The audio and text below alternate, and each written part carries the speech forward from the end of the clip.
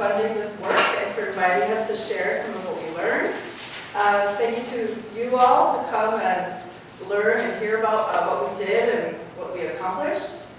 Let's see. So for those of you who don't know Spanish, Luchando is fighting for or struggling for. So here's a brief overview of today's presentation. We're going to start with introductions of our research collective, our team. We're going to talk a little bit about the goals for this project. And then we're going to share with you all some of the information that we presented to parents around Chicago. And then we'll talk about the data collected and the culminating activity, which was the Parent Summit at UIC, which took place last May. A little bit about, in quantitative figures, what we accomplished and some of that analysis. And then some more preliminary findings based on the qualitative data. And lastly, implications and hopefully time for questions and answers. So our team is composed of myself and some former doctoral students who are now alum of the College of Education. And at the top row are the original co-authors of the grant proposal. And then the bottom row we have graduate research assistant for the project, another doctoral student who joined us a little bit later on, and then 2 undergraduate students who worked with us. One who graduated already, and then Yaniz is here presenting with us today. So the goals for the parent workshops were really to share with parents a little bit about what the research says about the benefits for their children to maintain their Spanish language. There's decades of work around this, and but parents may not necessarily know this information. So we wanted to share this with them, as well as help them understand or give them information about the different language program models that they have a right to in the state of Illinois. Because even if their children are in bilingual programs, they may not, the children may not be receiving Spanish language instruction beyond 3rd grade. So we wanted to let them know about these differences. And then we also wanted to share with them a little bit about the research that our research collective is engaging in around language education in Chicago, as well as help them understand if they did want their children to continue receiving Spanish language instruction, what are their options? One of them is to engage in the Go CPS application system. And then lastly, we actually wanted to learn from the parents. So we wanted to hear their voices, their experiences, as well as see what they did want. What were the goals for their children in terms of their education and in terms of language?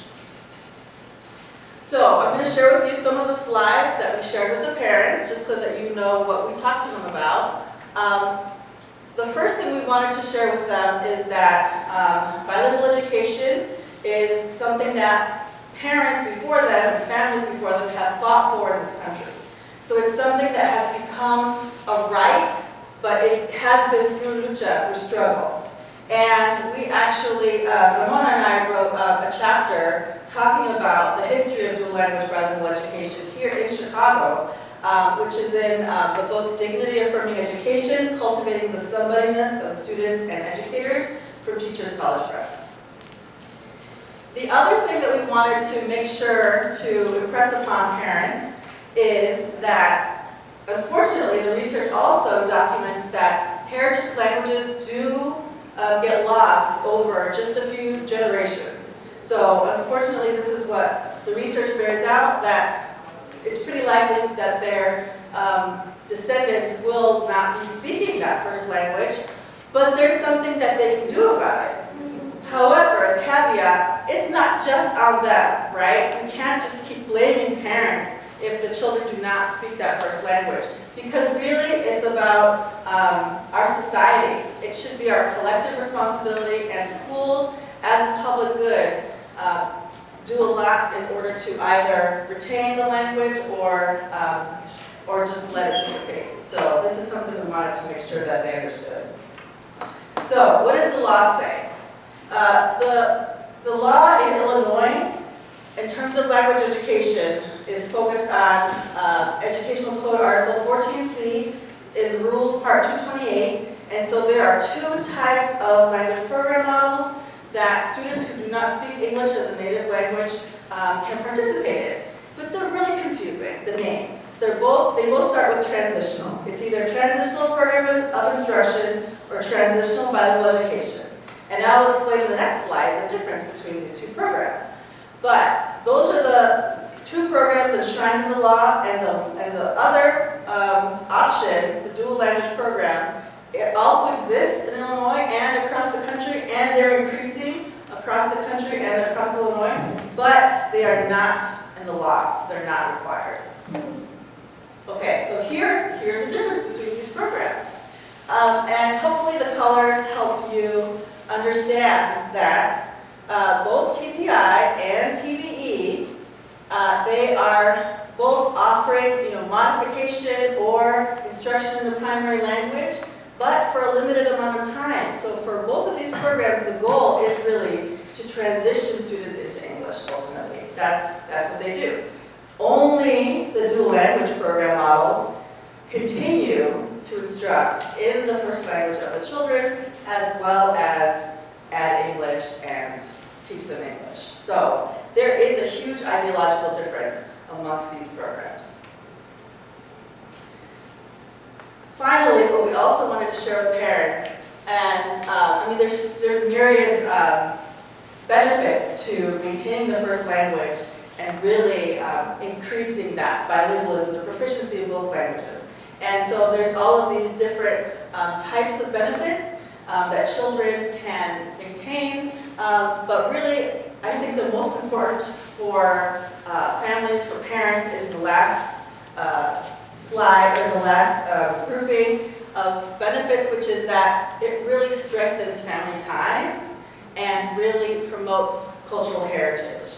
So there's a lack of communication oftentimes between the generation of grandparents and grandchildren when that first language is not maintained, or a lack of fluency to really communicate deep emotional experiences. And so that is a really huge key and a reason to maintain that first language.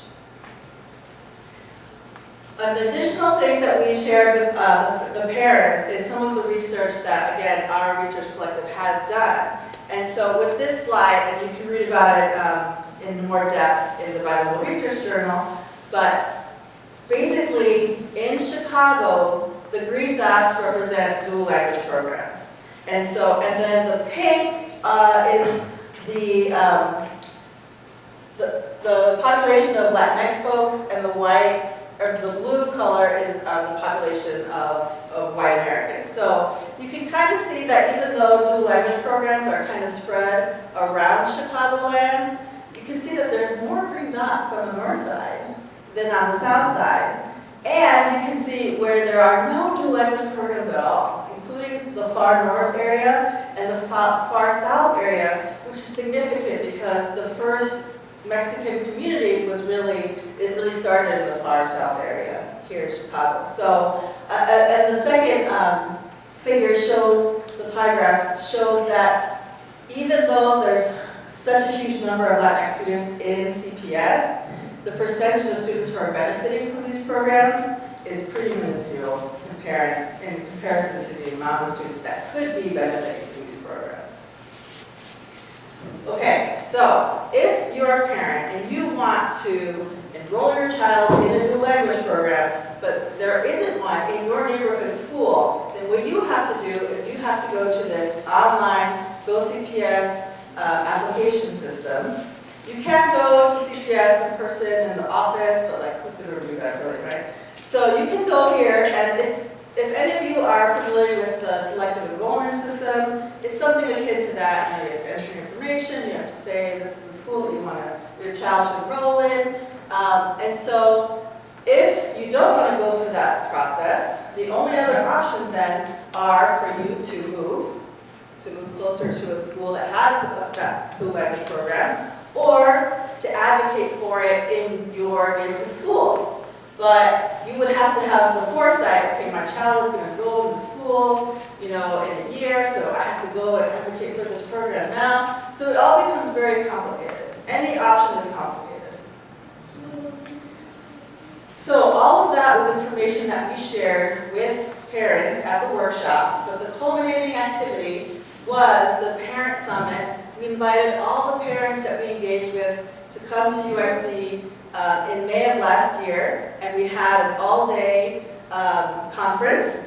We had, the theme was Fortaleciendo lazos para mantener el español en nuestras comunidades. We had a guest speaker, Dr. Lorena Mancia, who talked to parents and gave them strategies for advocating for their children when they were at schools and what questions to ask and what were their rights. And we also offered additional resources like bilingual books, a talk by a bilingual speech pathologist. We had music and reading time for the children of the parents that ended up coming. And importantly, it was also a space for conversation among parents who lived in different parts of Chicago to share information with each other. And then we also had a final focus group to learn additional information from parents about their experiences and about what they had learned about the information that we had presented. So now I'm going to pass it to Megan, who will talk more about our quantitative analysis. Okay, so mostly this is to give you guys kind of a sense of who the parents were and who we were interacting with. So we did 10 of those workshops across the city. There were over 181 participants altogether, and then 39 summit attendees. 111 of those participants filled out our surveys. 29 then engaged in follow-up interviews that we did one-on-one with them, which is where the qualitative portion of the research comes from. And then 15 of them participated in the focus group, where we were really able to have them converse with each other and with us about what they were seeing, what their experiences were. And so this is that same map from the previous slide where the green dots are the dual language schools. And just to give you a sense, most of the workshops were hosted at local schools. Some of them were sponsored by community organizations like Enlace, but a lot of them were the dual language, the bilingual action committees. And so there was a lot of parent involvement in like bringing this information and kind of getting it to their schools. We tried to really get to the neighborhoods that were historically Latinx neighborhoods in Chicago. So we did get the one down in the far south side in South Chicago, and then in Belmont Craig and up on the northwest side, which is one of the faster growing Latinx neighborhoods.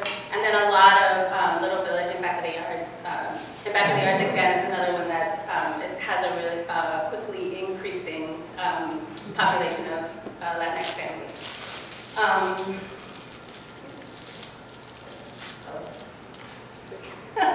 Okay, so the median age of the parents was 42, but you can see there's a huge range, 23 to 74. And that is because we did have a good representation of some grandparents, right, who were primary or secondary caregivers of those kids, and they were also engaged in the kids' schools and showing up to the events. By far, majority of the participants were female, 107 out of the 111. 97% of them said that they were born outside of the U.S. Countries of origin, the majority of them came from Mexico, but we also had a little bit of representation from Venezuela, Ecuador, Colombia, Honduras, and some in the U.S. And then just in terms of their education attainment, we kind of ran the whole spectrum. It's pretty evenly divided, everywhere from like some were completed primary all the way through some were completed university. And then the difference there, if you guys are not familiar, is between secondary and high school. In other countries, especially in Latin America, it doesn't always line up exactly right. And then of the program types, right? So we talked about it. Dr. Morales talked about in the beginning. There's the TPI and the TBE, which are these first two in the left bar graph. Those are the transitional programs. And then 35% of our participants participated in dual language, which is the middle one there.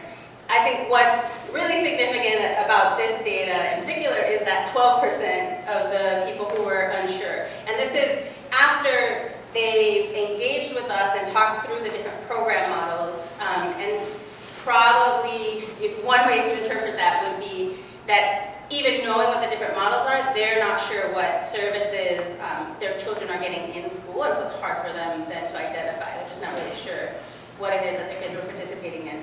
And then another important factor that kind of showed up here was the number of school-age children that each respondent had. So the majority of them had 2 or more kids enrolled in school-age kids enrolled in programs. And so then what you would see from that is sometimes the kids are enrolled in different programs. As parents came, right, we're talking about immigrant families, as they became more knowledgeable about the school system, as they learned about different programs, they might have their kids enrolled in different types of programs, right? And so that was also one of the things that we saw.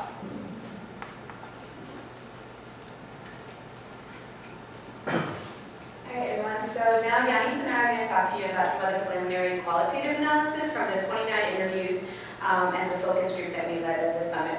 So the first thing, there's two findings so far that we're still going through the data, right? It's preliminary, but there's 2 findings that we want to focus on today. The first one is that what we found, as Megan had talked about, we did have a significant amount of parents that were participated in dual language programs already.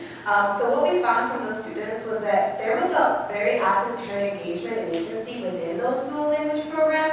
And so we found that very interesting, and because we also had a sample of parents who weren't, we're able to later on sort of compare and contrast that. But for now, we'll talk about those parents that were part of dual language programs. These are some of the things that they have to say. The first thing is that the dual language schools had staff and resources that facilitated parents and intergenerational family engagement. So parents not only talked about like the social aspects of coming to the school, but were active participants in like having the staff say like, hey, why don't you become the president of the back? Hey, why don't you participate in this activity? One of the parents even really talked about saying how she ended up, through the encouragement of faculty and staff at the school, she became an employee there, right? She became part of the staff there. And so being part of the dual language program facilitated sort of this, having the confianza and having the courage to be at the school on a regular basis. So an example is Erica that was an abuelita with a student in a dual language school. And she said, when I go to the classroom, the teacher, she teaches them to speak, she teaches them to read. She reads them a book, so for me that's really nice, and everything is in Spanish. So this abuelita was actively in the classroom, you know, working with the teachers and the students in that classroom. The second thing was that parents in dual language schools, as the previous person talked about, they actually really knew the benefits of dual language, so they were able to articulate that in the interviews. They also were able to say how like they had been thrown many myths their way, like dual language makes your student confused about languages, and so they were very sort of assertive to say like, we know that that's not the case, right? Like because they were part of this program, they were also able to advocate to others and say like that's not true, right? That's a myth.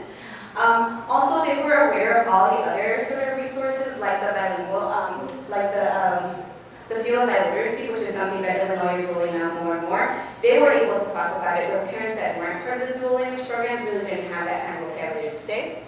The third thing that was really important was that those that were in dual language programs, they were able to, the parents, the Spanish-speaking parents, they were able to participate in the academic aspects of their child's education. So it wasn't just like volunteering for the school cafeteria or volunteering at the school for the social aspects. They were able to engage with the academic materials that the children were bringing back home.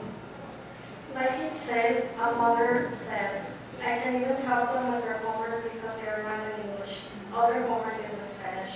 I like that my daughter has a little book called Estrellita, and sometimes I tell her, I read one page and you read another. You know, another research tells us how it's really important for parents to engage in that way, so these parents were able to talk about those experiences with their children. The other thing also that we found so far is that we didn't have a big representation of those that were born here in the U.S. We had a big population of immigrant mothers, but those that were born in the U.S., when their kids were in dual language, what they talked about was 2 things. If they had been in a transitional program, they talked about the awful experience that they had, but then they were able to say, now I see my kid, and they're doing awesome, right? They're learning Spanish, but also they pointed to like, I'm learning Spanish, right? I didn't get the opportunity to do it, so through my kids' education, now I'm learning to also engage in Spanish. And with immigrant parents, they were also really highly encouraged and motivated to learn English. So in that space, both immigrant parents, parents born here in the US, were sort of engaged in language learning from different points and different perspectives. And then the last one when it comes to this finding is that the dual language parents, they were also, because they were highly knowledgeable or more knowledgeable about the benefits of dual language, they also had a lot more questions of like, what happens when my kid graduates from 8th grade, right? They wanted more. They were like, okay, we don't have dual language programs in high schools, like what's going to happen? And so they had a lot of questions about, we want more, and sort of had this sense of advocacy, like what do we need to do to kind of get more of this? An example of a question that was from Alessandra, a mother. She said, which high schools do we have access to in our area, or which offer a little better than what the children already have? Because there are children who are doing very well with their Spanish. They already have their 2 medals, and they get to a very good high school, but their Spanish programs are the typical Spanish class. There is no progress. There is only a support for what they already know, and practically gives them the same thing that they already learned for 8 years. So again, with this subset of parents, we saw that they were really, as being part of dual language programs, there were a lot of interesting sort of findings from what they were saying about their experience and their children's experience in these programs. The second thing that we found is that for those, many of those that didn't engage, as I think Lottie had pointed to earlier, was that they didn't engage with dual language programs, not because they didn't want to, but there was like systemic barriers put in place that didn't facilitate them getting that kind of information on those types of programs. So three of the things we found within this finding is that, one, the parents that were engaged in dual language programs, the majority of them only enrolled their kids in dual language because that was their neighborhood school. Right? So had it not been their neighborhood school, they would not know that there was dual language available to them. And it was through going to, they live in the neighborhood, and then you go to a preschooler, it was the staff that supported them through that process. As Amalia, our mother, said, the assistant helped me register. In fact, she helped me with the oldest one, and now that I had to register the youngest one, she helped me make the application online. She says, come at such time and I'll help you. They ask us and she goes. So again, this points to the lack of access. So if your neighborhood school doesn't have this, a lot of parents don't have information about dual language programs and the benefits of it. The second thing is that there was also a group of parents who had students that had IEPs or needed special education services. They also spoke to the fact that they expressed difficulties in getting access to dual language programs, and there seemed to be a lot of confusion in terms of like, can students with IEPs, can students with special needs, what kind of can they participate in these programs? Will it benefit them as well? And so there was a lot of sort of misunderstanding about how these two sort of things could work together. Trinidad, another mother, said, the oldest was always in the TBE bilingual program. I was not satisfied because, as I said, he was not offered a bilingual seal because he came out of special education. And then, yes, I kind of thought that I was dissatisfied with his education, because I feel that with him we would have achieved more. So this particular mother had 2 children, right? The older one, because he had received some sort of special education services, she was told she didn't have access to some of these language programs, but now she has a younger son who is enrolled in a dual language program, and so she's able to see the differences, and she was a little bit confused saying like, why did one kid get this experience?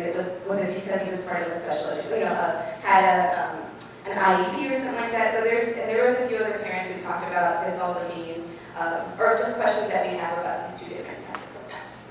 And so then the last thing that we kind of already covered was that many of the parents who weren't in dual language just generally talked about how difficult it was to access many of these programs, or even to apply to schools outside of their neighborhoods online, whether it's the Go CPS application or now the early childhood application. Many of them did not feel comfortable with technology, and so there's, again, this sort of like a systemic barrier to them accessing the types of programs that would really be beneficial to them and their families. An example was with Martha, a parent that said, well, no, I don't know how to use the device, but if you told me how to do it, maybe I would be encouraged to do it. Because on top of that, I don't know how to use the computer. So there were a lot of parents who saw interest in this, but also talked about just not being savvy with technology or not knowing how to maneuver those systems and spaces. And then lastly, really quickly, we had the focus group at our summit. We had 15 participants. Many of those conversations kind of mirrored some of the things that we already talked about in the preliminary analysis. where it was they were just saying, some of the parents that were in dual language were saying how involved they were at the school. The parents that didn't have dual language are saying, now we know this knowledge, we want to make sure we ask questions, we want to make sure we're involved.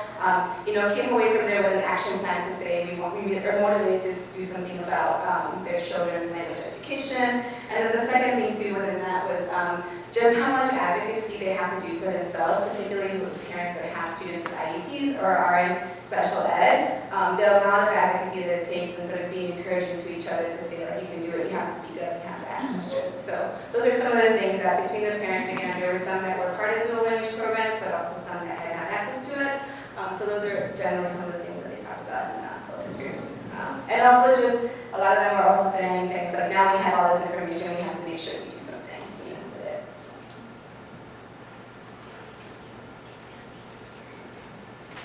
So just to talk briefly a little bit about some implications from this work, as well as a few of our next steps.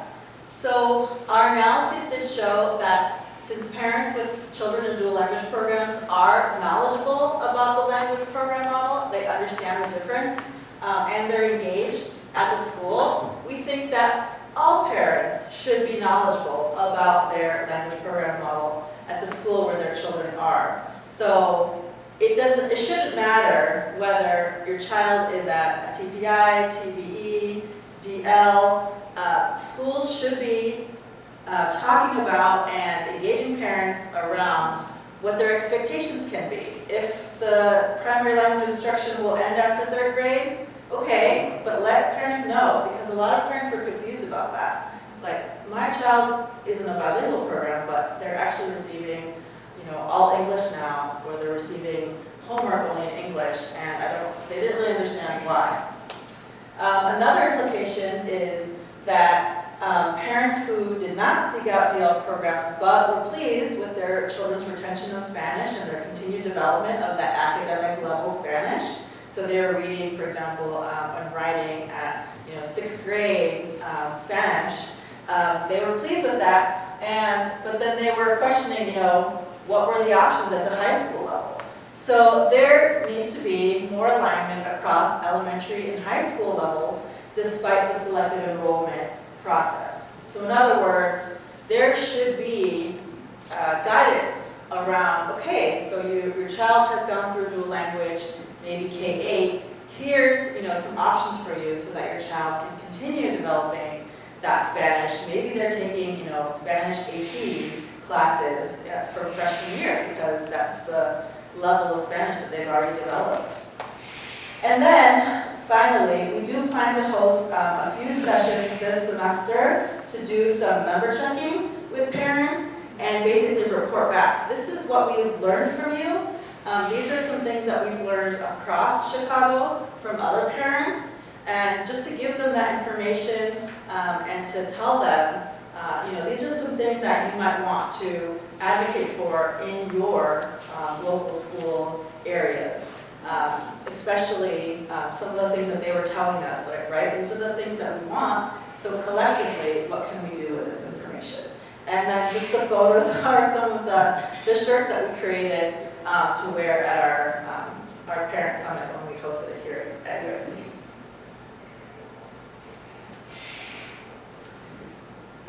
Some of this work is actually going to be coming out this spring in a book specifically focusing on this phenomenon of, it's being called the gentrification of dual language. So this is something that we didn't really talk about, but a phenomenon that's happening, that's taking place, is that even though bilingual education, including dual language, were created for students whose first language was not English, and they have a right to modify their instruction in order for them to understand. A lot of dual language programs across the country, not just here in Illinois, are being marketed towards white middle-class families who, of course, maybe they understand, I want my child to learn an additional language. That's great, but can we focus on making sure that our heritage language speakers have access to these programs so that they can maintain their languages? So it's not that other people shouldn't be accessing an additional language. In fact, I'm a huge proponent of bilingual education for all. Like, everyone should be learning an additional language. That's something that, around the world is very common. So it's something that can be done here, but if there are limited resources, can we prioritize heritage language learners? So the chapter that is coming out in this book is Estamos Escuchando, Are We Listening? Creative Transformative Ruptures that Amplify Latinx Families' Right to DLBE in Chicagoland. So really thinking about what are these small things that we can do, which are theorized as transformative ruptures to the system. What can we do in order to create better opportunities and move towards justice for our emerging bilingual students?